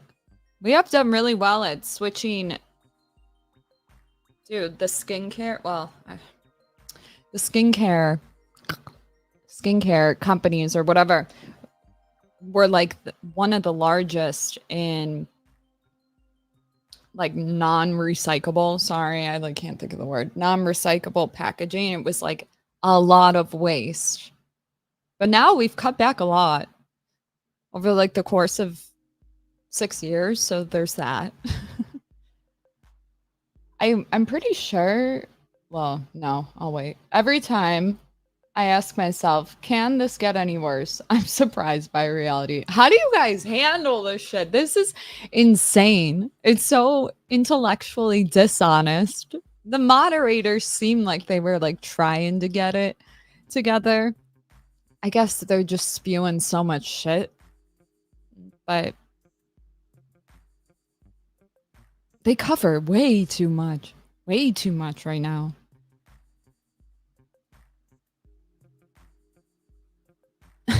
If Kamala wins, I guess I'll get ready to sign up for war.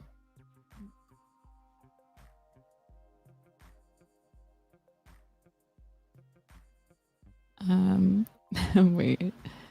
Tired of seeing these election videos. If you put this much energy into your own life, you'll get some. Okay.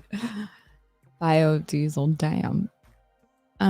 Not only that, but a lot of those charging stations are actually powered by. I gotta look into that shit. Cause that stuff, it's like.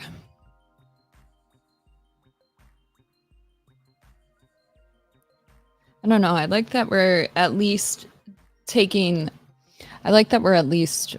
it a thing now. At least putting attention to it. It scared me a bit when people were like a little conspiratorial about it. And like, I get it.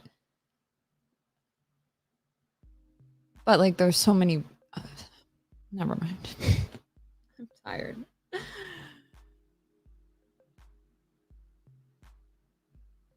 Anyone heard of Stanley Meyer? He died making a water-powered car in the 80s. He ran out of a restaurant holding his throat, claiming they poisoned him. He died. Elon's new tech is that dead man's.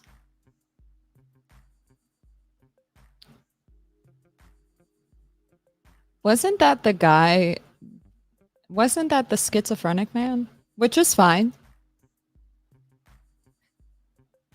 I don't know if that was that his name.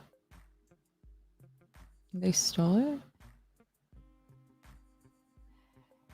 Even as president, they have to get Congress to agree to their plans. Yeah, like either side is going to make it look like, oh, it's horrible if they're there, and it's horrible. Honestly, like, I don't know. They both have different plans, but nothing's gonna unless Project 2025 comes to life. Like, that scares me genuinely. But after reading it, did you guys read it? I was like, there's no way this is good. You know, it sounded like somebody that was delusional. And when I say delusional, I just mean like has fixed false beliefs. They can sound kind of rational. It's like it's not necessarily bizarre in nature. Like, but it just sounded stupid. And like when you look at the stuff that Trump has done in the past, it doesn't line up. So at least in the areas of mental health, reproductive health, and prison reform. It's like very polar opposite. So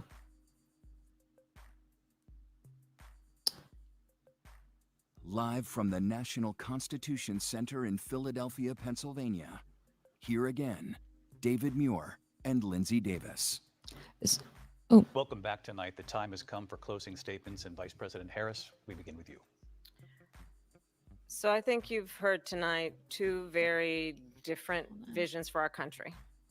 One that is focused on the future, and the other that is focused on the past, and an attempt to take us backward. But we're not going back. And I do believe that the American people know we all have so much more in common than what separates us. And we can chart a new way forward.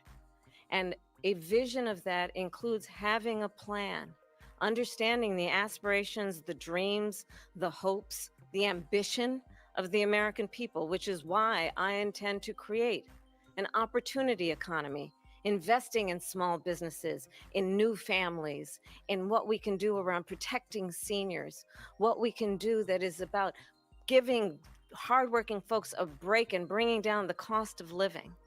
I believe in what we can do together that is about sustaining America's standing in the world and ensuring that we have the respect that we so rightly deserve, including respecting our military and ensuring we have the most lethal fighting force in the world. I will be a president that will protect our fundamental rights and freedoms, including the right of a woman to make decisions about her own body and not have her government. But not the guys. The strong military. I'm done. Sorry. Tell her what to do. I'll tell you, I started my career as a prosecutor. I was a DA, I was an attorney general, a United States senator, and now vice president. Was she? I didn't even know that. I've only had one client, the people. And I'll tell you, as a prosecutor, now that makes me so fucking nervous. A prosecutor? Oh, no. Never asked a victim or a witness, are you a Republican or a Democrat? The only thing I ever asked them, are you okay? And that's the kind of president we need right now. Someone who cares about you and is not putting themselves first. I hate her right now. I intend to be a president for all Americans and focus on what we can do over the next 10 and 20 years to build back up our country by investing right now in you, the American people. Like, it sounds good. I'll give her that. Like, the delivery, okay. I think she had one voice crack earlier. But it's like, y'all be full of shit when you do this shit. It President me. Harris, thank you. President Trump. Uh-oh. So she just started by saying she's going to do this, she's going to do that, she's going to do all these wonderful things. Why hasn't she done it? She's been there for 3.5 years. They've had 3.5 years to fix the border. They've had 3.5 years to create jobs and all the things we talked about. Why hasn't she done it? She should leave right now, go down to that beautiful White House, go to the Capitol, get everyone together and do the things you want to do, but you haven't done it and you won't do it because you believe in things that the American people don't believe in. You believe in things like We're not going to frack. We're not going to take fossil fuel. We're not going to do things that are going to make this country strong, whether you like it or not. Germany tried that, and within 1 year, they were back to building normal energy plants. We're not ready for it. We can't sacrifice our country for the sake of bad vision. But I just ask one simple question. Why didn't she do it? We're a failing nation. That's a good point. We're a nation that's in serious decline. We're being laughed at all over the world. All over the world, they're laughed. I know the leaders very well. They're coming to see me. They call me. We're laughed at all over the world. They don't understand what happened to us as a nation. We're not a leader. We don't have any idea what's going on. We have wars going on in the Middle East. We have wars going on with Russia and Ukraine. We're going to end up in a third world war, and it'll be a war like no other because of nuclear weapons, the power of weaponry. I rebuilt our entire military. She gave a lot of it away to the Taliban.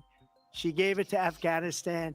What these people have done to our country, and maybe toughest of all, is allowing millions of people to come into our country. Many of them are criminals, and they're destroying our country. The worst president, the worst vice president in the history of our country. That was a really good closing. He's got the best veneers I've ever seen. They're like clearly fake, but they look Trump, good. Thank you. And that But they're both stupid right now. is our ABC News presidential debate from here in Philadelphia at the National Constitution Center. I'm Lindsay Davis. Luckily, he had the last word. Otherwise, he was getting fucked up during this whole thing, like triggered. I'm David Muir. Thank you for watching here in the U.S. and all over the world, and from all of us here at ABC News. Okay, I'm gonna take my dogs out. Probably gonna be about 15 minutes, and then do you guys want to do a call-in? Can we? Will you guys call in? I want to hear your thoughts. Like the video, comment, subscribe. Subscribe so you know when I go live. I want to open up the lines and you guys can call in and share your thoughts. Who you thought did better, who you align yourself with and why, and all that fun stuff. Okay, be right back.